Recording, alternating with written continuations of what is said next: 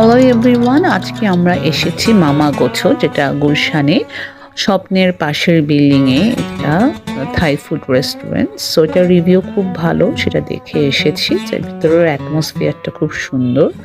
So এটা হচ্ছে waiting area. So আপনাদের স্পেস ভেতরে সাধারণত পাওয়া যায় না। আমরা যেহেতু ফ্রাইডে এসেছি, খুব রাশ।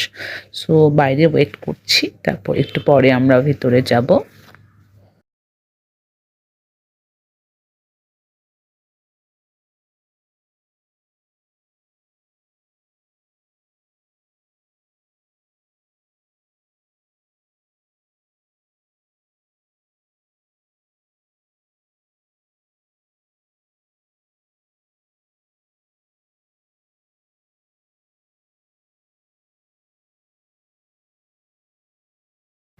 ফুড মেনুগুলো আমরা এখানে দেখছি। আপনি ইচ্ছা করলে অনলাইনেও দেখতে পারেন। অনলাইনের ফুড মেনুতে পিকচারগুলো দেওয়া থাকে, বাট ওদের মেনুতে পিকচার কোনো দেওয়া নেই।